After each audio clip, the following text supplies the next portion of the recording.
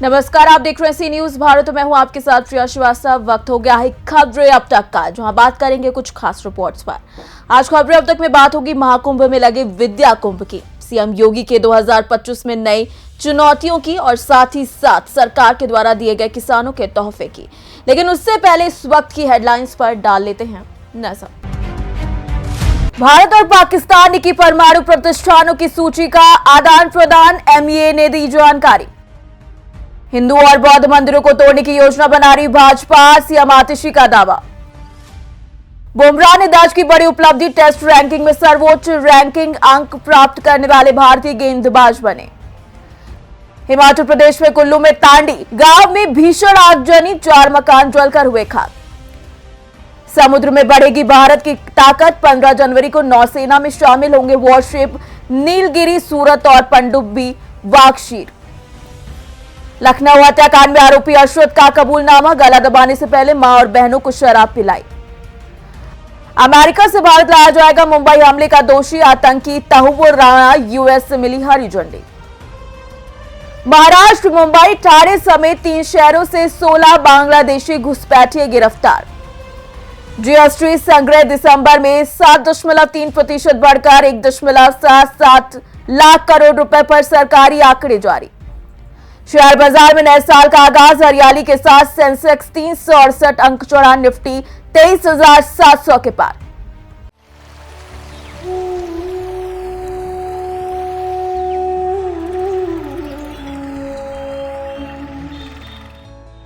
महाकुंभ 2025 से सनातन धर्म और संस्कृति का पवित्र आयोजन, जो न केवल परंपराओं और विरासत का संगम है, बल्कि ग्रामीण जीवन में रोजगार और समृद्धि की नई किरण भी लेकर आया है।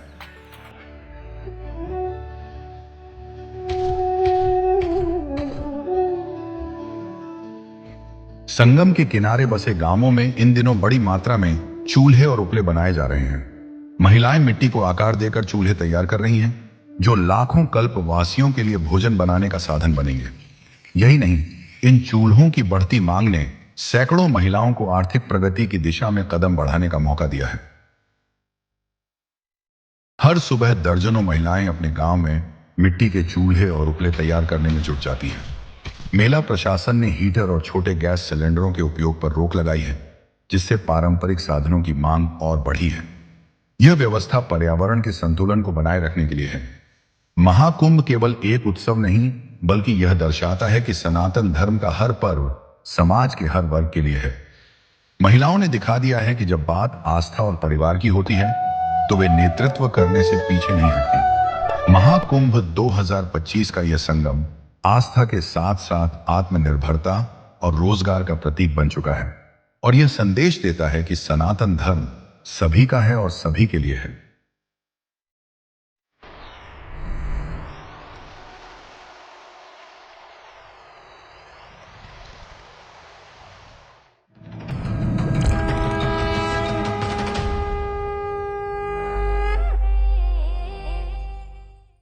हेडलाइंस के बाद एक बार फिर से आपका स्वागत है। बढ़ेंगे स्पेशल रिपोर्ट्स की ओर। प्रयागराज का महाकुंभ सिर्फ धार्मिक और सांस्कृतिक दृष्टि से नहीं, बल्कि शिक्षा और कई मामले में खास होने वाला है।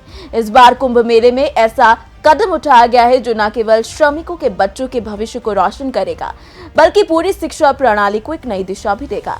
अब आप सोच रहे होंगे कि आखिर वो कदम क्या है, तो बता दें कि वो कदम है विद्या कुंभ, एक अनोखी पहल जहां श्रमिकों के बच्चों को स्मार्ट तरीके से शिक्षा दी जा रही है। जी हां, जब लाखों श्रमिकों और उनके परिवारों के साथ साथ मेला क्षेत्र में काम कर रहे लोग प्रयागराज पहुंचे, तो उनकी सबसे बड़ी चिंता यही थी कि आखिर बच्चों की पढ़ाई कैसे हो पाएगी, बच्चों की पढ़ाई में कोई खलल ना पड़े, खासकर उन बच्चों के लिए जो माता पिता कुंभ मेले में जिनके साथ आए, यानी वो बच्चे जिनके माता पिता श्रमिक हैं।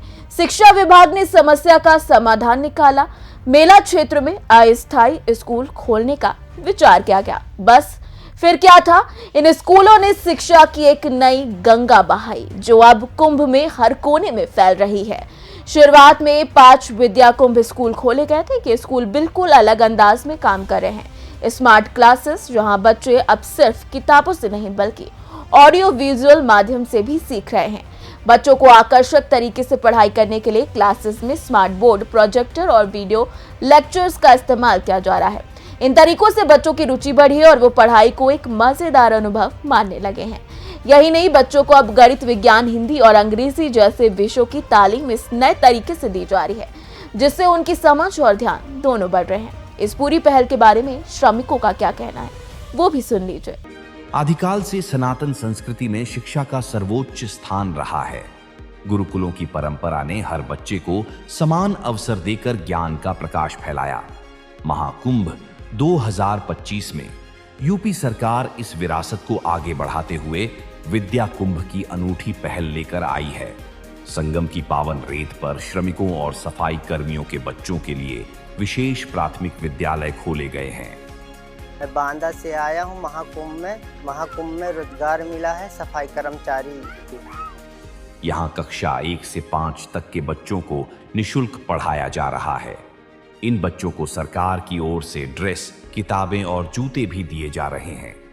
इस पहल से न केवल इन बच्चों का भविष्य संवरेगा, बल्कि उनके माता पिता भी निश्चिंत होकर महाकुंभ के पवित्र आयोजन में अपनी भूमिका निभा सकेंगे।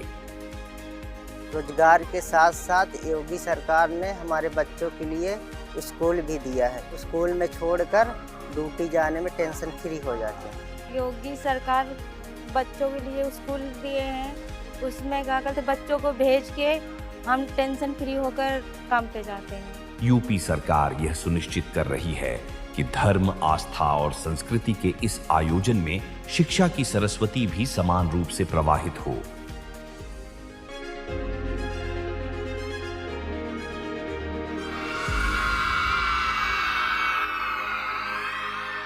वहीं सबसे खास बात यह है कि कुंभ मेला खत्म होने के बाद यानी 26 फरवरी तक इन बच्चों को एक सर्टिफिकेट भी मिलेगा, जिसे वो अपने घर के स्कूल में दिखा पाएंगे और ये सर्टिफिकेट उनके अध्ययन की गवाही देगा और ये सुनिश्चित करेगा कि वो अपनी कक्षाओं में वापस जाकर परीक्षा देने के योग्य होंगे। ये स्कूल हर दृष्टि से बच्चों की पूरी देखभाल कर रहे हैं। बच्चों के लिए ड्रेस, कॉपी, किताबें और स्मार्ट क्लासेस के साथ साथ उन छोटे बच्चों के लिए आंगनबाड़ी केंद्र भी मेला क्षेत्र में चलाए जा रहे हैं, ताकि उनकी देखभाल और शिक्षा का भी ख्याल रखा जा सके। यहाँ के सभी शिक्षक इस पहल को लेकर बेहद उत्साहित हैं, क्योंकि वो दूर दराज से आए श्रमिकों के बच्चों को बेहतर शिक्षा देने का मौका पा रहे हैं। यानी देखा जाए तो इस पहल की हर जगह सराहना हो रही है। 2019 में भी महाकुंभ में इस तरीके के अस्थायी स्कूल खोले गए थे, लेकिन 2025 में ये पहल और भी ज्यादा स्मार्ट और प्रभावी तरीके से लागू की जाएगी। यानी आगामी कुंभ में बच्चों के लिए एक नई तरीके की स्मार्ट पढ़ाई और शानदार उदाहरण हमें देखने को मिलेगा। इस पहल से न केवल श्रमिकों के बच्चों का भविष्य संवर रहा है, बल्कि ये दिखाता है कि कुंभ मेला सिर्फ धार्मिक आस्था का प्रतीक नहीं, बल्कि शिक्षा और भविष्य निर्माण का एक शानदार मंच भी बन सकता है। फिलहाल इसी के साथ हम रुक करेंगे हमारी अगली रिपोर्ट की ओर।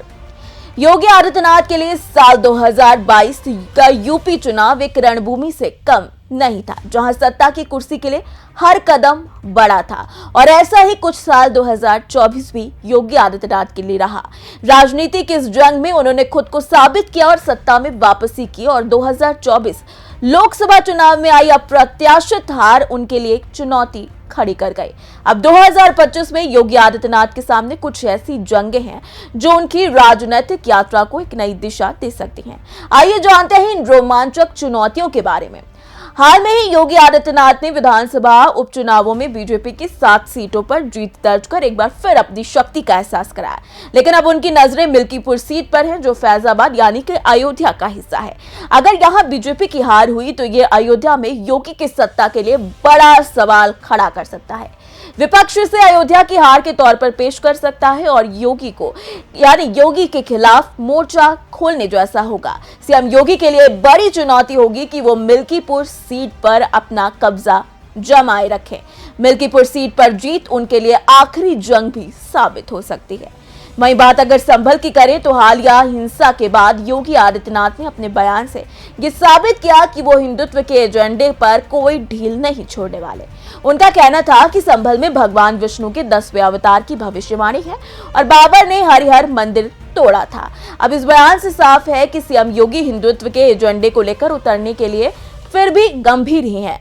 जितने पहले थे। 2025 में अगर सीएम योगी इस एजेंडे को और तेज करते हैं तो ये उनके सामने न सिर्फ राजनीतिक बल्कि सामाजिक उथल पुथल का कारण भी बन सकता है। इसके अलावा बात करें अगली चुनौती की तो साल 2024 में लोकसभा चुनावों में 33 सीटों पर सिमट जाने के बाद सीएम योगी आदित्यनाथ को पार्टी में आंतरिक विरोध का सामना करना पड़ा था।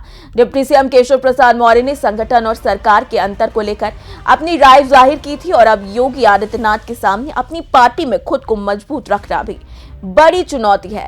पार्टी के अंदर बढ़ती दबाव की राजनीति उनके नेतृत्व को कड़ी परीक्षा में डाल सकती है। यूपी में बीजेपी की राजनीति की चोटी पर बने रहने के लिए उन्हें अपनी राजनीतिक चतुराई का बखूबी इस्तेमाल 2025 में करना होगा। इसके अलावा योगी आदित्यनाथ ने यूपी में कानून व्यवस्था पर पकड़ तो जरूर मजबूत की है, लेकिन जब बात विकास की आती है तो उनका खाता अब भी थोड़ा सा खाली जरूर नजर आता है। प्रधानमंत्री मोदी ने गुजरात के विकास मॉडल को दिल्ली का रास्ता बनाने के लिए इस्तेमाल किया, लेकिन सीएम योगी के पास अभी तक ऐसा कोई ठोस विकास मॉडल नहीं है जो उनके आगे काम आए। 2025 में अगर उन्हें दिल्ली की राजनीति में कदम रखना है तो उन्हें यूपी का एक मजबूत और आकर्षक विकास मॉडल भी पेश करना होगा। ये एक ऐसा रास्ता हो सकता है जो न सिर्फ उनके मुख्यमंत्री पद को मजबूत करेगा बल्कि उन्हें राष्ट्रीय राजनीति में एक और नई पहचान दिलाएगा। यानी देखा जाए तो इन चुनौतियों के साथ सीएम योगी आदित्यनाथ के सामने न केवल अपनी राजनीतिक और धार्मिक पहचान को बनाए रखने की चुनौती है बल्कि उन्हें नई दिशा में बदलाव की भी जरूरत होगी। क्या वो इन चुनौतियों का सामना कर पाएंगे या फिर नई राहों पर चलने से पहले उनकी राजनीतिक यात्रा का एक नया मोड़ आएगा, ये जरूर देखने लायक बात होगी। फिलहाल इसी के साथ हम रुक करेंगे हमारी अगली रिपोर्ट का। आज प्रधानमंत्री नरेंद्र मोदी की कैबिनेट ने किसानों के लिए कैसा तोहफा दिया है जो सिर्फ उनकी जेब ही नहीं बल्कि उनके पूरे भविष्य को संजीवनी देने वाला साबित हो सकता है। जी हाँ, दरअसल सबसे पहले पीएम फसल योजना का आवंटन बढ़ाकर 69,515 करोड़ कर दिया गया है। यानी अब किसानों के लिए फसलों का बीमा और उसका असेसमेंट उतना आसान हो जाएगा जितना पहले कभी नहीं था। तकनीक के सहारे हर कदम पर पारदर्शिता होगी और क्लेम सेटलमेंट का काम और तेजी से होगा। पर बात यहीं खत्म नहीं होती, क्योंकि सरकार ने डाई अमोनियम फॉस्फेट यानी कि डीएपी पर भी बड़ा ऐलान कर दिया है। किसानों को अब 50 किलो के बैग पर वही पुरानी कीमत 1350 मिलेगी, जबकि इसके असल मूल्य तकरीबन 3000 रुपए के आसपास होंगे। और ये सब्सिडी सिर्फ कुछ रुपए नहीं बल्कि 3850 करोड़ रुपए का भारी पैकेज लेकर सरकार आई है। अब सवाल उठता है कि क्या इसके कारण वैश्विक बाजार में उर्वरकों की बढ़ती कीमतों पर कोई असर पड़ेगा? जवाब है इसका नहीं। सरकार ने इस पर लगाम लगाते हुए डीएपी की कीमतों को स्थिर रखने का पूरा इंतजाम किया है। चाहे अंतर्राष्ट्रीय बाजार में उतनी ही उथल पुथल हो, भारत में किसान को अब इसका बोझ नहीं उठाना पड़ेगा। लेकिन ये तो एक हिस्सा है। सरकार ने प्रधानमंत्री फसल बीमा योजना को 2025-26 तक जारी रखने का भी ऐलान कर दिया है, जिससे प्राकृतिक आपदाओं से फसलों का जोखिम पूरी तरीके से कवर होगा।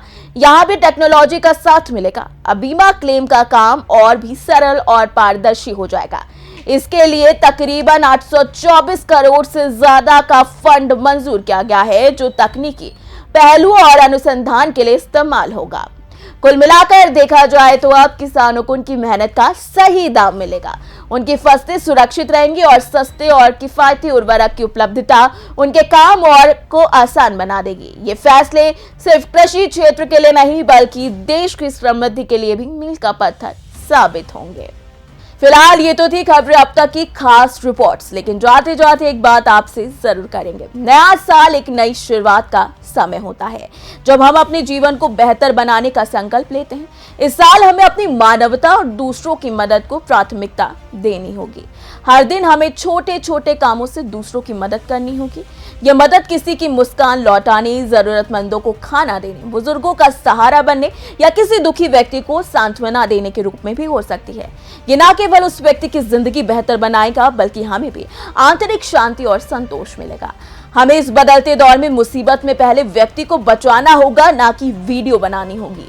इसीलिए इस नए साल में हम सभी का ये संकल्प होना चाहिए कि हम मानवता की सेवा करेंगे ही करेंगे और एक दूसरे की मदद जरूर करेंगे। फिलहाल खबरें अब तक में आज के लिए इतना ही। इसी के साथ मुझे दीजिए इजाजत। आप देखते रहिए सी न्यूज़ भारत।